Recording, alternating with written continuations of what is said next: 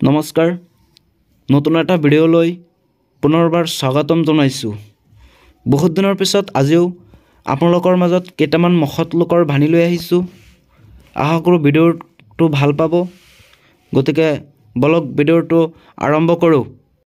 মহাত্মা গান্ধীয়ে কৈছিল, আদৰ্শহীন মানুহ গুৰি বতা নোহোৱা নাৱৰ দৰে।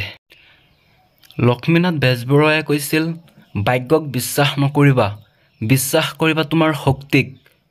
ৰামকৃষ্ণ পৰমহংসই কৈছিল, পৃথিৱীৰ আটাইতকৈ বেয়া কাম আনৰ সুনাম নষ্ট কৰা। সুভাষ চন্দ্ৰ বসুৱে কৈছিল, শিক্ষক হৈছে এডাল মমবাতিৰ দৰে, যি নিজে গলি আনক পোহৰ দিয়ে। হেম বৰুৱাই কৈছিল, আশা আছে বাবে পৃথিৱী ইমান ধুনীয়া। হেমচন্দ্ৰ গোস্বামীয়ে কৈছিল, বিদ্যা তাকেহে বোলে যি মুক্তি দিব পাৰে।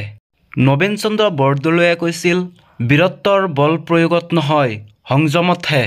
ৰঘুনাথ চৌধুৰীয়ে কৈছিল, জ্ঞানৰ আনন্দই নিজৰ আত্মাক তৃপ্তি দিয়ে। মিত্ৰদেৱ মহন্তই কৈছিল, ভাষা সাহিত্যৰ দেশ। সৰ্বপল্লী ৰাধাকৃষ্ণনে কৈছিল, আদৰ্শ শিক্ষক সেইসকল যিসকলে শিক্ষাৰ্থীক চিন্তা কৰিবলৈ শিকায়। আব্ৰাহাম লিংকনে কৈছিল, নোৱাৰা শব্দটো মূৰ্খৰ বাৰালত থাকে। মহাত্মা গান্ধীয়ে কৈছিল, যি নিজস্বক হেৰুৱায় তেওঁ সকলোৱে হেৰুৱায়। সৰ্বপল্লী ৰাধাকৃষ্ণনে কৈছিল, এনেকুৱা শিক্ষাৰ প্ৰয়োজন যি পৃথিৱীৰ মানুহৰ বাবে কল্যাণ হয়। নেতাজী সুভাষ চন্দ্ৰ বসুৱে কৈছিল, মোক তেজ দিয়া, মই তোমাক স্বাধীনতা দিম। নেপোলিয়নে কৈছিল, এজন অবিশ্বাসী বন্ধুতকৈ এজন বিশ্বাসী শত্ৰু ভাল। এৰিষ্টটলে কৈছিল, শিক্ষাৰ ঘাইপাডাল বৰ তিতা, কিন্তু ইয়াৰ ফল বৰ মিঠা।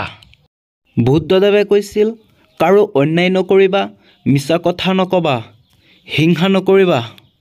কবিগুৰু ৰবীন্দ্ৰনাথ ঠাকুৰে কৈছিল, বেদনাই হ'ল প্ৰেমৰ সৰ্বোচ্চ উপহাৰ।